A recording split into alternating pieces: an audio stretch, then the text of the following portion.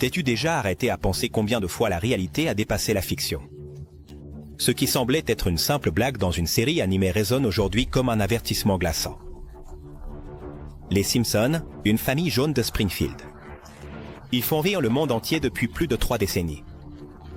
Mais derrière leur humour absurde, se cache quelque chose qui a laissé des millions sans voix. Sa capacité inquiétante à prédire l'avenir. Des pandémies qui paralysent le monde aux robots qui prennent le contrôle de nos vies. Cette série a fait tellement mouche qu'il est difficile de la considérer comme une simple coïncidence.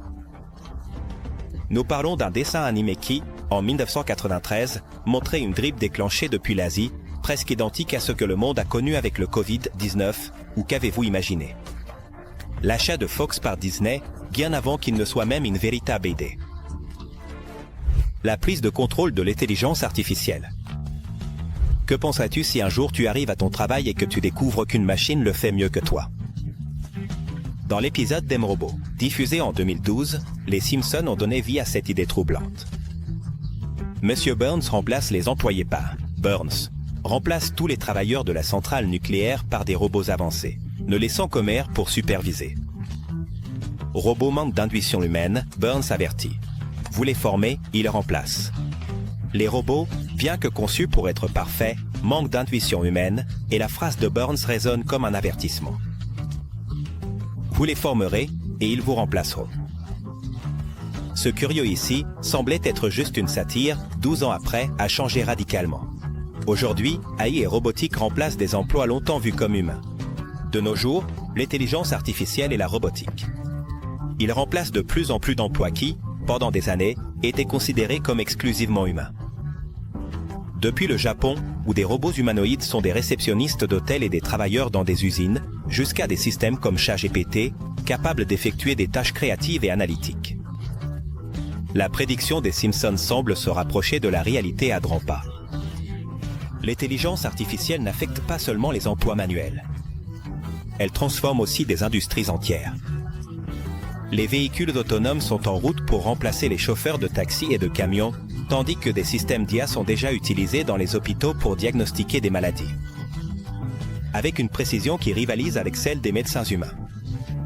Cependant, cela soulève une question préoccupante. Que se passe-t-il quand les machines sont plus compétentes que nous? L'humanité, qui a été chargée de former ces technologies, pourrait se retrouver dans un scénario où les emplois ne sont plus nécessaires. Un concept terrifiant que les Simpsons ont vu venir avec leur ton humoristique caractéristique. Le véritable défi réside dans l'équilibre. Bien que l'automatisation puisse augmenter la productivité, elle laisse aussi des millions de personnes en quête de sens. Les discussions sur le revenu de base universel ou l'avenir de l'éducation deviennent plus pertinentes que jamais. C'est ironique qu'un dessin animé apparemment léger aborde des sujets que des économistes et des experts débattent sérieusement. En 2021, le Japon a surpris le monde avec un robot humanoïde nommé Peter, qui non seulement s'occupait des clients dans les magasins et les restaurants, mais il servait aussi de soutien émotionnel dans les hôpitaux. Ce robot est capable de détecter les émotions humaines à travers les expressions faciales et de répondre de manière empathique. À la fin de l'épisode, les robots de la centrale nucléaire finissent par tomber en panne à cause de l'intervention maladroite d'Homer, nous rappelant que, pour l'instant, l'humanité reste essentielle. Bien que l'avenir ne soit pas si clair. Les Simpsons, une fois de plus. Ils semblent nous avertir avec humour d'une réalité qui est de moins en moins de la fiction et de plus en plus présente. Des robots en fonction de police. Que se passerait-il si, au lieu de policiers humains, les rues étaient patrouillées par des robots? L'idée semble d'un film dystopique, mais les Simpsons l'ont déjà exploré dans un futur. Dans ce scénario, l'opportuniste Monsieur Burns remplace les agents de l'ordre par des robots. Dans ce cas, Burns remplace les policiers par des robots. Burns remplace les agents de l'ordre par des robots. Ceux qui commencent à répondre aux appels, à effectuer des arrestations et même à décider de questions de vie ou de mort. Ce qui commence comme une solution efficace, finit par susciter des doutes inquiétants sur le rôle de l'intelligence artificielle dans notre société. L'implémentation de robots dans des fonctions policières n'est plus une fantaisie. Dans des pays comme les États-Unis et la Chine, des robots de patrouille commencent à faire partie du paysage urbain. Un exemple clair est le robot K5, développé par Knightscope, qui surveille les centres commerciaux, les parkings et les bâtiments gouvernementaux. Équipé de caméras vidéo, de capteurs et d'un système d'intelligence artificielle, le K5 peut détecter des comportements suspects et alerter les autorités. Cependant, cette technologie n'est pas sans critique. Un robot K5 s'est suicidé accidentellement. Cet incident a soulevé des questions sur les limites de l'IA, en tombant dans une fontaine lors d'une patrouille à Washington. L'incident a ouvert des débats sur les limites de l'IA. Peut-on faire confiance aux machines pour des décisions complexes? Un robot manque d'intuition, d'empathie et de jugement moral. Devrait-on faire confiance à des machines pour prendre des décisions aussi complexes et délicates que celles auxquelles fait face un policier? Un robot, aussi avancé soit-il, manque d'intuition, d'empathie et de jugement moral. Les actions policières nécessitent souvent une compréhension profonde du contexte et la capacité de lire les émotions humaines. Quelque chose qu'une machine, pour l'instant, ne peut pas faire. Imaginez un futur où une erreur algorithmique déciderait d'arrêter ou de blesser un innocent est terrifiant. Cela dit, les avantages sont évidents. Les robots de patrouille ne ressentent pas la peur, ne se fatiguent pas et ne sont pas sujets à la corruption ou aux préjugés personnels. Cependant, paradoxalement, les algorithmes qui les guident peuvent refléter des biais humains. C'est un sujet complexe, avec des implications éthiques profondes. Pouvons-nous vraiment faire confiance à la programmation d'une machine pour garantir la justice? À Dubaï, la police a présenté Robocop en 2017, un robot conçu pour aider les touristes et les citoyens à signaler des délits mineurs. Équipé de reconnaissance faciale et de caméras de haute précision, son objectif est d'apporter un soutien, même si son apparence reste plus proche d'un assistant que d'un véritable policier. Pandémie et frelons tueurs. L'idée d'une pandémie et d'un essaim de frelons meurtriers déclenchant le chaos dans le monde semblait, encore récemment, l'argument d'un film de science-fiction, ou plutôt, d'un épisode des Simpsons. Dans Marge un chat, c'est un virus de la grippe qui atteint Springfield, après qu'un travailleur malade ait éternué sur un paquet de presse-agrumes. Cela devient vite une crise. Un travailleur malade éternue sur un presse-agrumes et un camion de caisses bêtes tueuses se renverse.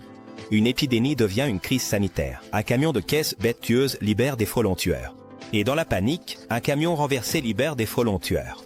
Cet épisode humoristique s'est avéré prophétique, libérant des frelons tueurs qui aggravent la situation. Cet épisode, bien qu'humoristique dans son exécution, s'est avéré étonnamment prophétique. Des décennies plus tard, le monde a été témoin d'une véritable pandémie, la propagation du Covid-19. Le virus, originaire d'Asie, a paralysé les économies, rempli les hôpitaux et transformé la vie quotidienne. D'une manière que peu auraient pu imaginer. Pendant ce temps, aux États-Unis, une menace a surpris la population, l'arrivée des frelons tueurs, alarmant en 2020. L'arrivée des frelons tueurs, également connus sous le nom de frelons asiatiques, géants, Vespa, Mandarinia. Ces frelons, avec leur taille imposante et leurs piqûres potentiellement mortelles, ont généré des titres alarmants en 2020, juste au moment où le monde tentait encore de faire face au Covid. Ils ont généré des titres alarmants en 2020.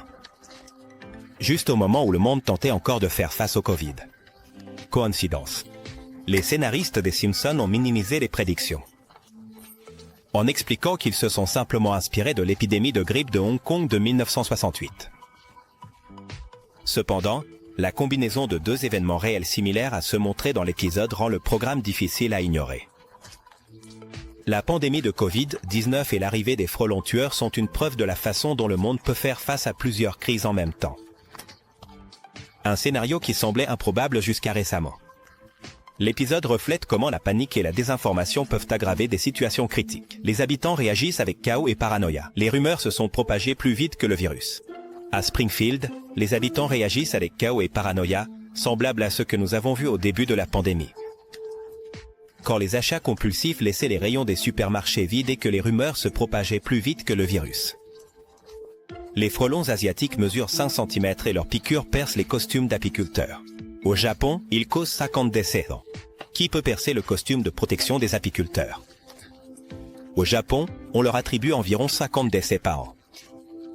Et leur présence aux États-Unis a suscité des inquiétudes quant à leur impact sur les abeilles locales, essentielles pour la pollinisation. La Troisième Guerre mondiale.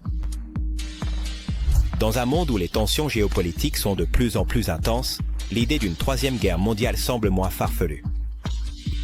Dans la deuxième saison des Simpsons, diffusée en 1987, Homer, avec sa paranoïa et son exagération classique, crie « Réveillez-vous tous, c'est la Troisième Guerre mondiale », pendant qu'il imagine que le monde entier est au bord du conflit.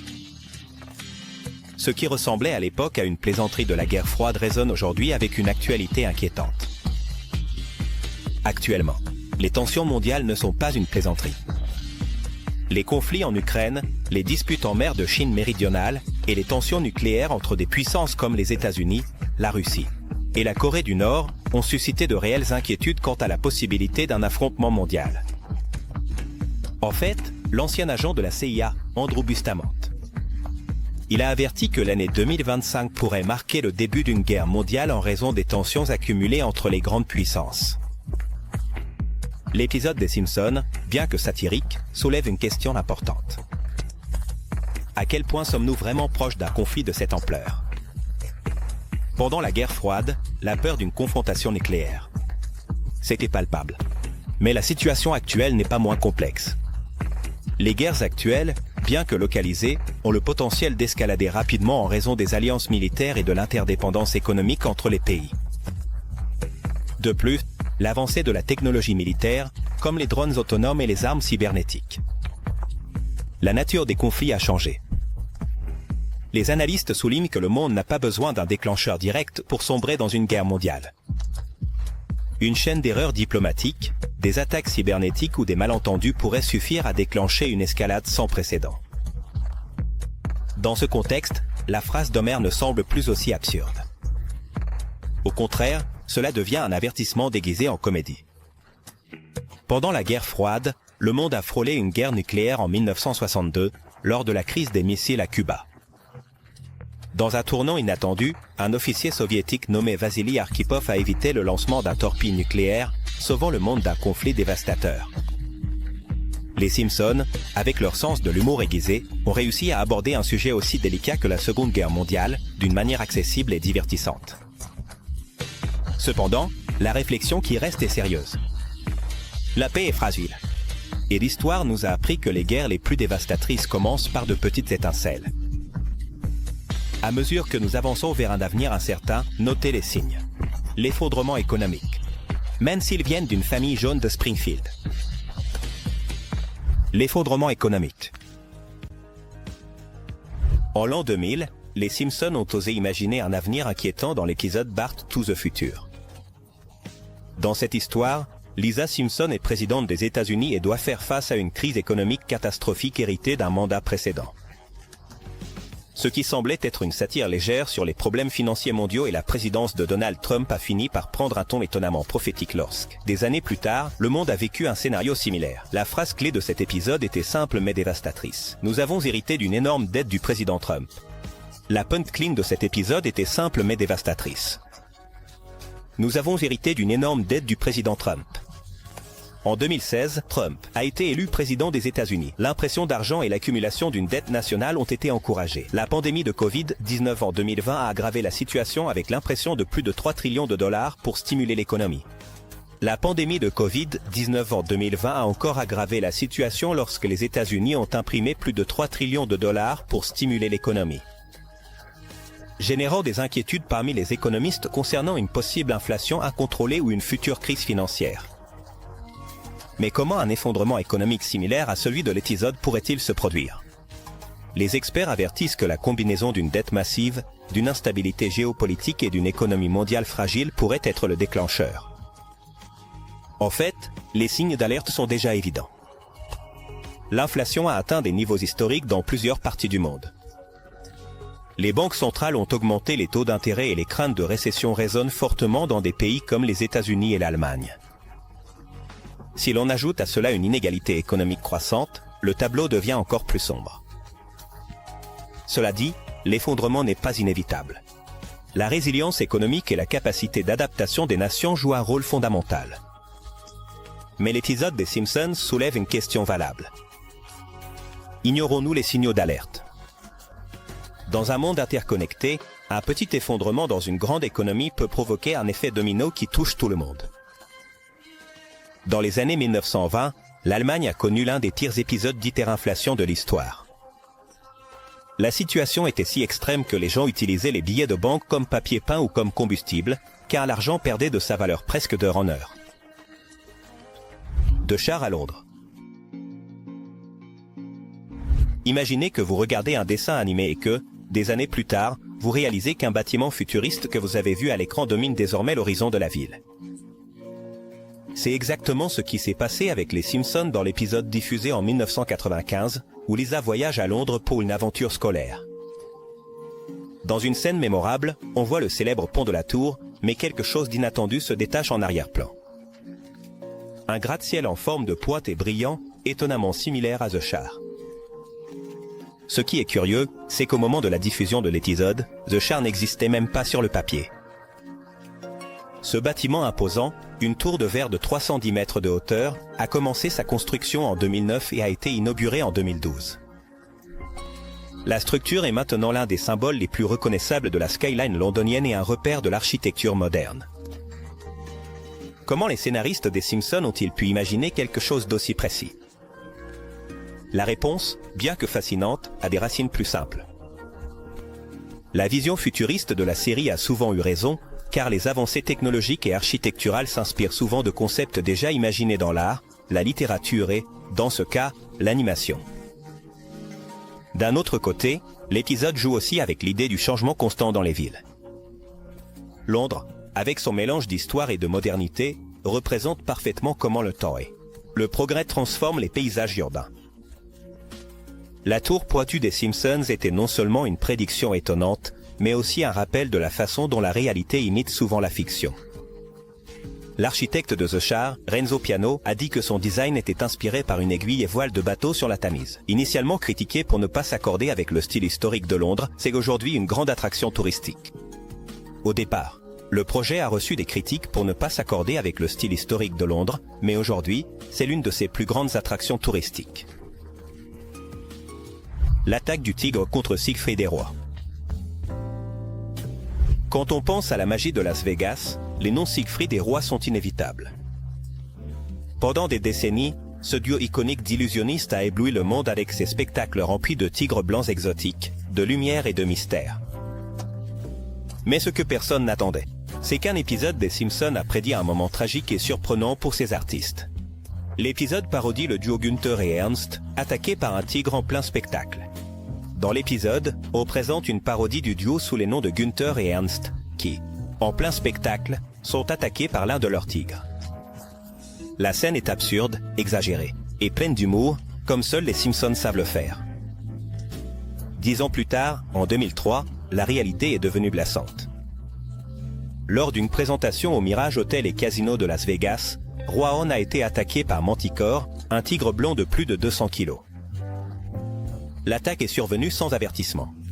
Le tigre a mordu Roy au cou et l'a traîné hors de la scène. Bien que l'équipe de sécurité ait agi rapidement, les blessures de Roy étaient graves, lui laissant des dommages permanents à la colonne vertébrale et des difficultés motrices. Le spectacle qui avait été la pierre angulaire de Las Vegas pendant des années s'est arrêté brusquement.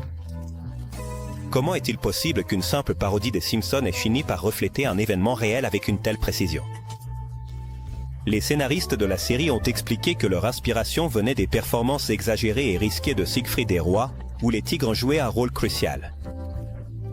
Bien que la prédiction semble inquiétante, elle reflète aussi comment la réalité et la fiction s'entrelacent parfois de manière inattendue. L'attaque a ouvert un débat sur l'utilisation des animaux sauvages dans les spectacles. Les activistes pour les droits des animaux ont souligné l'incident comme une preuve que les tigres, peu importe combien ils sont entraînés, restent des créatures sauvages et imprévisibles. Roy lui-même a défendu Manticore, affirmant que le tigre avait agi instinctivement en percevant que quelque chose n'allait pas avec sa santé, bien que cette version n'ait jamais été confirmée. Suite à l'attaque, Manticore n'a pas été sacrifié. Contrairement à ce qui se passe habituellement dans ces cas-là, Siegfried et Roy ont insisté sur le fait que le tigre n'était pas coupable et devait être traité avec respect. Il a vécu en retraite dans une réserve jusqu'à sa mort en 2014.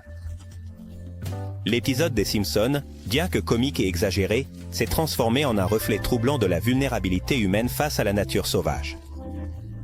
Ce qui a commencé comme une satire de l'extravagance de Las Vegas s'est terminé par un rappel que même les spectacles les plus contrôlés peuvent prendre un tournant inattendu.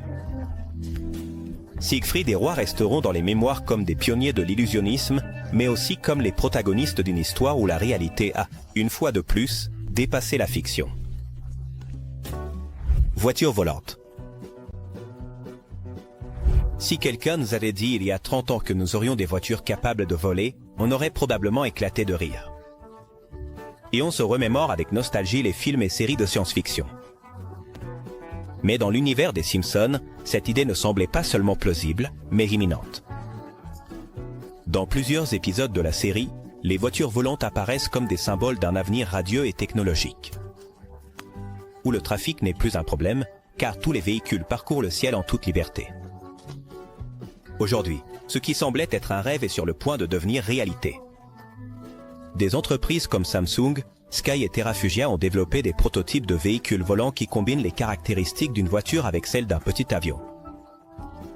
Le Samsung Switchblade, par exemple, est un véhicule sportif à 3 roues qui, d'un simple appui sur un bouton, déploie ses ailes et se transforme en un aéronef capable d'atteindre des vitesses allant jusqu'à 320 km/h. Cependant, l'arrivée des voitures volantes n'est pas aussi simple que cela paraissait dans les épisodes des Simpsons. Bien que la technologie est suffisamment avancée, nous faisons encore face à des défis importants. Comment va-t-on réguler le trafic aérien quand des centaines de véhicules partageront le même espace? Qui sera autorisé à les conduire? Que se passera-t-il en cas de panne mécanique? Ces questions, bien que techniques, sont fondamentales pour garantir que cette innovation ne soit pas seulement fonctionnelle, mais aussi sécurisée. Cela dit, l'avenir des voitures volantes semble prometteur.